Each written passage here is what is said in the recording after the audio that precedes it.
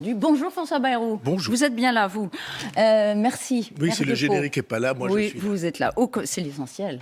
Haut commissaire au plan, maire de Pau, merci d'être là. Je ne sais pas s'il y aura des manifestations dans votre ville aujourd'hui. En tout cas, il y a une grève à l'éducation nationale.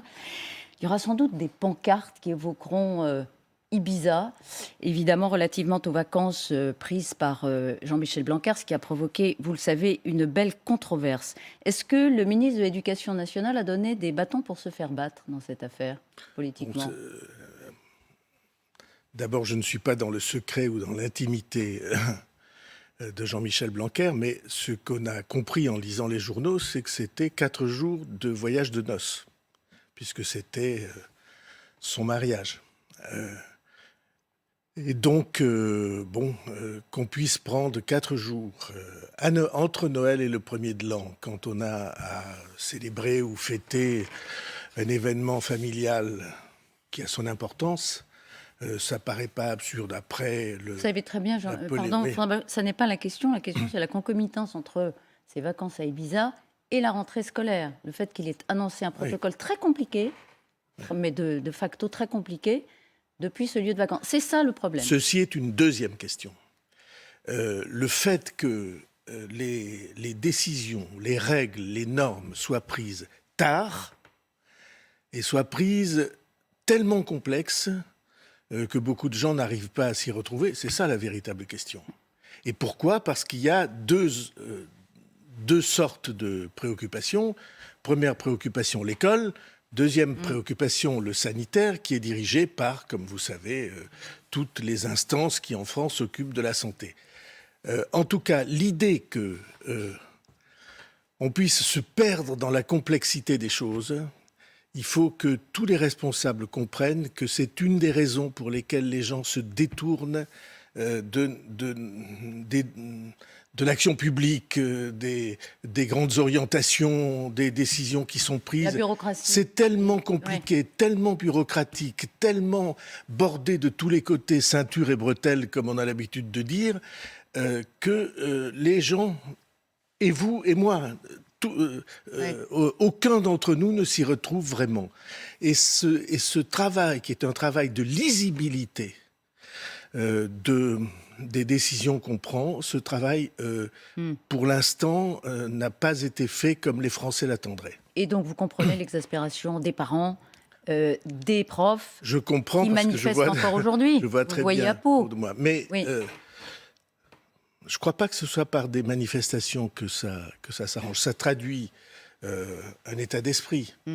Mais vous voyez bien que les questions qui se posent à l'école sont des questions beaucoup plus larges et beaucoup plus fondamentales pour la société française. Bien sûr, c'est un organisme que vous connaissez bien pour l'avoir dirigé pendant plusieurs années. Et il est sensible et très sollicité depuis le début de la crise. En tout cas, vous dites, il y a eu là un excès de zèle, ou en tout cas un défaut, c'est pas un excès de zèle. Défaut de simplicité dans la décision qui a été prise et par Jean-Michel Blanquer et sans doute Olivier Véran d'ailleurs. Oui, en tout cas, sanitaires. On renvoie toujours ça sur les ministres, alors qu'il y a beaucoup d'autres organisations administratives et normatives que les ministres ne contrôlent pas toujours directement. Ouais. Un mot de l'école. Valérie Pécresse a regretté mardi soir la fermeture par Jean-Michel Blanquer dans la réorganisation du bac de la filière S, dont elle a dit, elle est sans doute issue, que c'est la filière des bons élèves. Est-ce que c'est une phrase que vous approuvez, dans le fond ? Non. Non. Alors, je vais vous dire 2 choses. Le bac que Valérie Pécresse a défendu, c'est le bac que j'avais créé. Le bac S, le bac S, L, E, S. C'est une organisation que j'avais mise en place comme ministre de l'Éducation. Deuxièmement, pourquoi l'avais-je mise en place ? Pour une raison simple, je voulais que tous les dons soient également respectés. Que tous les talents, toutes les préférences de culture soient également respectées. Oui, elle dit que c'était la meilleure. Et que on ne concentre pas dans une seule filière tous les, entre guillemets, bons élèves, C'est une expression sur laquelle je ne suis pas très à l'aise parce que souvent les bons élèves, c'est les fils des familles qui ont pu les aider. Ils sont les matheux. Et donc, je ne voulais pas qu'on concentre et on avait réussi à créer 3 voies de dignité égale. Je suis... ça a été dévoyé alors. J'aime beaucoup les sciences, mais je suis un littéraire. Mais est-ce qu'il y a eu un de dévoiement formation. donc il y a eu un dévoiement, puisque c'est de fait... Oui, il y a eu des dévoiements au travers du temps. Mais il y a une chose qui manque, me semble-t-il, c'est un tronc commun sur lequel on puisse être assuré que, au fond, toute la nation, tous les jeunes de la nation ont le minimum vital pour traverser la vie. Et dans ce tronc commun, il y a des aspects d'expression, la langue, la maîtrise de la langue, la capacité de dire ce qu'on a en soi. Vous savez, très souvent, les violences des jeunes viennent de ce qu'ils n'arrivent pas à exprimer, ce qu'ils ont en eux, alors ça explose. Oui. Et donc, la langue, c'est très important. Ce qu'on appelle littéraire, c'est très important. D'où les concours d'éloquence, d'ailleurs, qui ont beaucoup de succès. Oui, et dans laquelle Pau... a eu cette Mais est-ce que c'était à droit, est-ce que c'est à droit de valoriser à ce point ceux qui sont bons en maths? C'était ça ma question un peu basique, pardon. Vous voulez dire, est-ce que les maths sont la voie de l'excellence? Oui. Ça ne peut pas être la seule voie de l'excellence. Croire que c'est une seule voie qui donne l'excellence, c'est se tromper. Et donc, ce que je préconise, c'est un tronc commun dans lequel il y a le minimum vital, le viatique pour aller dans la vie, et puis ensuite des voies dans lesquelles chacun exprime ce qu'il a de meilleur. Et la concentration en une seule voie dite d'excellence ne va pas. Alors autre chose, mais ça préoccupe évidemment en premier lieu les Français, c'est le pouvoir d'achat. Que faire face à la nouvelle hausse record de carburant? Faut-il que le gouvernement envisage une nouvelle mesure d'urgence, François Bayrou? Ce qu'il a fait sur l'énergie en particulier, sur l'électricité en particulier, est sans aucun précédent. Oui, mais est-ce qu'il doit... Ma question, c'est est-ce que... Non, mais laissez-moi le dire. Il y a eu le chèque énergie, il y a eu le chèque inflation. Non, il y a beaucoup plus que ça. Si on avait laissé jouer les mécanismes prévus par toutes les règles et toutes les lois, l'électricité aurait augmenté de 45%, 44,5%. Et le gouvernement est intervenu avec force, et en dépensant ou en mettant sur la table beaucoup d'argent, pour que la hausse qui aurait dû être de 45% soit une hausse de 4%. Ça, ce sont c'est bon pour ceux qui se chauffent à l'électricité. Et c'est un énorme effort. Mais tout le monde utilise l'électricité pour son ménage, pour les machines à laver, pour... D'accord. Mais je vous parle, moi, du prix à la pompe. Le prix du carburant. C'est nouveau record. 1,68 en moyenne, le samplon 95. Les Français... sont à nouveau frappés par cette hausse et empêchés. Est-ce qu'il faut un nouvel effort du gouvernement? Même s'il en a fait, il a dépensé plus de 10 milliards déjà. Oui, vous voyez bien. Est-ce qu'il faut qu'il vous formulez pourquoi ça explose? Parce que le prix des hydrocarbures dans le monde a explosé. Oui. Et c'est probablement pas fini. Parce que, comme vous savez, à la fois la préoccupation de décarboner la vie de tous les jours et les marchés du monde et les interventions sur les marchés du monde font que, en effet, ce prix-là augmente. Donc, je ne crois pas qu'on le fera baisser beaucoup, mais j'ai toujours plaidé pour des mesures de régulation. Je crois d'ailleurs que le ministre de l'économie a dit qu'il surveillait ça au jour le jour. Il a dit je ne ferme pas la porte. Il a raison de ne pas fermer la porte. Il a raison d'envisager une aide. C'est ma question. Je ne dis pas que ça doit se faire sous forme d'aide. On peut avoir des modulations des taxes. On peut avoir...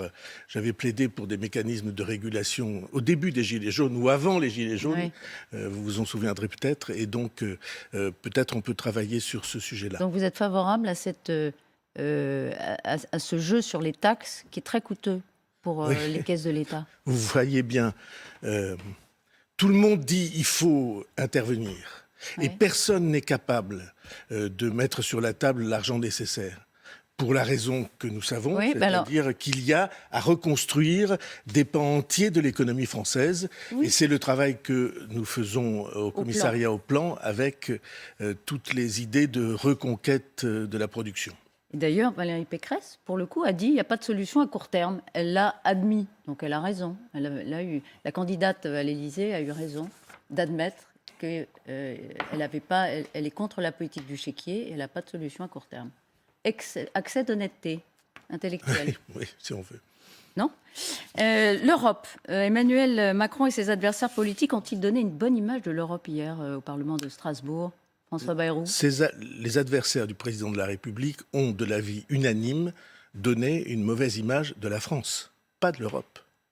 De la France en Europe. Et vous avez entendu, sans doute, le nombre de députés européens, y compris très, très sympathisants de la France, très francophiles, qui ont dit « mais on ne peut pas se comporter comme ça ». On est au début d'une présidence, c'est-à-dire au moment où celui qui va avoir pendant 6 mois le pays et le président, qui va avoir pendant 6 mois la responsabilité de la conduite de l'Union européenne, vient donner son programme.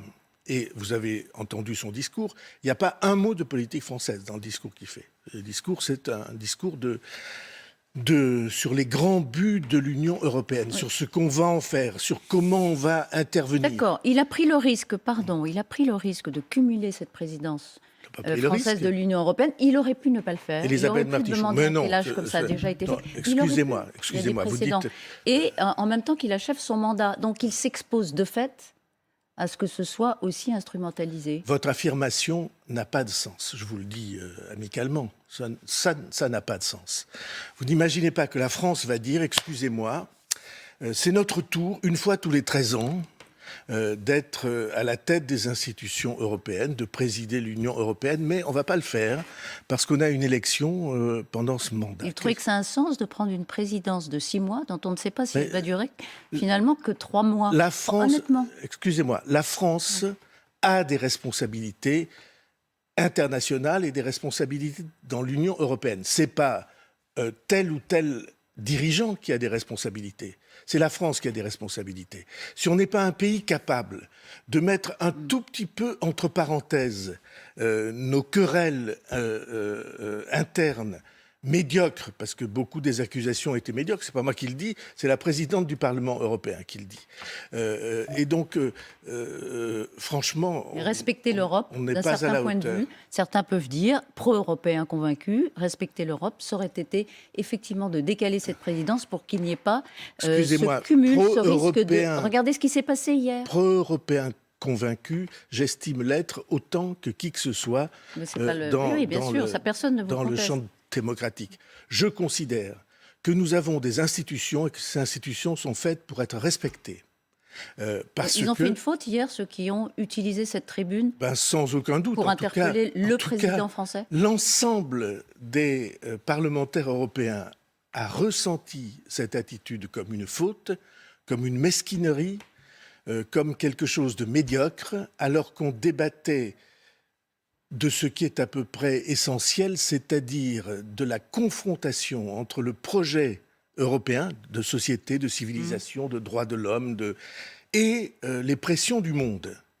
Et dans cette affaire, on se retrouve avec des querelles et des mots qui, franchement, n'étaient pas à la hauteur. Tout le monde l'a ressenti. Et je trouve que le président de la République s'en est très élégamment tiré.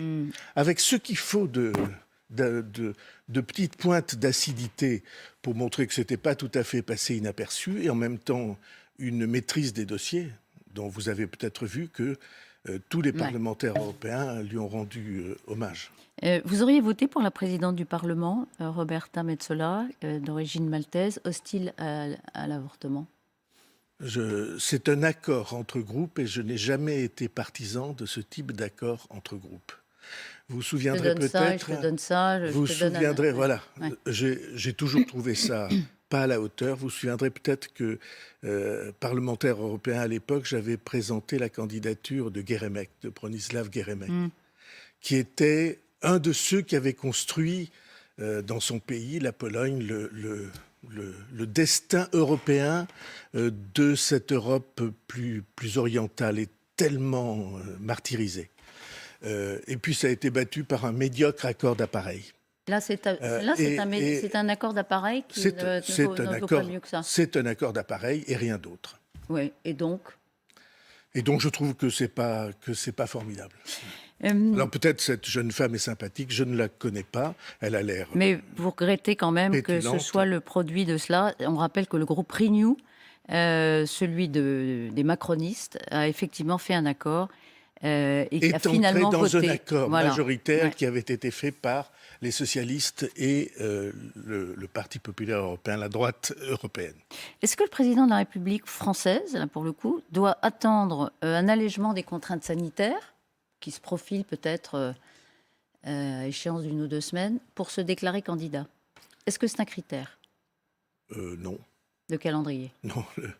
C'est quoi le critère alors? Tous les présidents de la République sortants qui se sont représentés ont annoncé leur candidature quelques semaines à peine avant le début de la campagne électorale. Pourquoi ? C'est très simple, parce que dès l'instant qu'ils annoncent leur candidature, ils n'exercent plus tout à fait leur présidence de la même façon. Parce que dès cet instant-là, vous êtes sous la pression d'attaques encore plus virulentes qu'elles ne l'étaient avant, et Dieu sait qu'il y en a pas mal. Donc, Le plus tard vous voyez possible bien. Pour vous? Non, je dis pas ça. Non, il y a une zone d'équilibre qui se situe quelques semaines avant le début de la campagne et qui est très intéressant parce que pour moi, l'annonce d'une candidature, c'est pas quelque chose de banal. C'est le basculement dans un autre temps politique. Et ce temps politique, c'est celui de la vision de l'avenir. Quand on est président, on gère, on essaie d'assurer le présent, de faire face. Et on répond Et quand on est candidat, on donne des perspectives. Et quand on est candidat, on entre dans tout à fait autre chose qui est une vision de l'avenir. Alors, on redescend un peu, si vous voulez bien. Est-ce que vous êtes radin, François Bayrou? Je crois pas, non. Pourquoi? Parce que certains le disent. Voilà, cette citation dans Le Parisien que vous avez lue hier matin, signée d'un macroniste anonyme. Le modem, c'est des pinces. Bon, c'est une expression. Un radin, on dit que c'est une pince. Bayrou, c'est Picsou. Pire, c'est Gripsou. Alors, parce qu'il paraît que vous refusez de contribuer au financement de la campagne électorale d'Emmanuel Macron. Je ne participe à aucune médiocrité, si je peux. C'est pas facile, parce que c'est un monde dans lequel l'abondance est plutôt du côté de la médiocrité que du côté de la générosité ou d'une certaine hauteur de vue. Je ne participe à aucune médiocrité. Mais c'est vrai que je n'aime pas le gaspillage de l'argent en politique. Financer une campagne, c'est pas du gaspillage. Je suis à la tête du seul parti politique, je crois, français qui n'a pas de dette, qui a constitué un patrimoine au travers du temps. Et ce patrimoine assure sa liberté. Et je ne suis pas pour les campagnes électorales chères. Je n'aime pas. Et donc, qu'est-ce que vous avez dit à l'AREM qui vous réclame un peu d'argent ? D'abord, personne ne m'a réclamé quoi que ce soit. Et je dis simplement, ne dépensons pas trop, ça ne sert à rien, c'est de l'argent gaspillé. Et dans ces dépenses raisonnées, naturellement, nous prendrons toute notre part de responsabilité. Mais vous voyez bien que le genre de papier que vous citez n'est pas tout à fait, me semble-t-il, à la hauteur de l'événement. Oui, ça vous a déplu. Oui.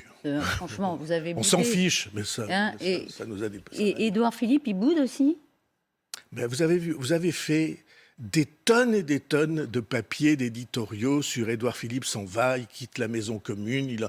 Puis il a annoncé hier, ou en tout cas son mouvement politique en constitution, a annoncé hier que pas du tout, il reprendrait toute sa place. La brouille est terminée. Oui, la bouderie est terminée. Je vais essayer de vous le dire à ma manière. Alors en 2 secondes. Ma manière, en 2 secondes, c'est on a un devoir, c'est l'unité. Un seul devoir. Le champ politique est explosé. Oui, mais enfin, c'est aussi du rapport de force. Vous savez très bien, la vie politique, vous en faites depuis 40 ans, donc vous le savez. Il se trouve, oui, vous du journalisme, et il se trouve que le rapport de force, comme moi. c'est mieux. Oui. Il se trouve que je suis pas sensible au rapport de force. Ou plus exactement, je sais que dans le rapport de force, quand vous êtes obstiné à défendre quelque chose, vous êtes plus fort que ceux qui virevoltent au vent. Et donc, ma ligne politique est d'être absolument obstiné dans des règles simples. Je défends le pluralisme et je défends l'unité. Et si on était plus nombreux dans la vie politique française, je ne me donne pas en exemple, Dieu sait que je ne suis pas un exemple, mais si on était plus nombreux à défendre le pluralisme et l'unité, je trouve que ça irait mieux. Merci François Bayrou d'avoir été ce matin sur LCI.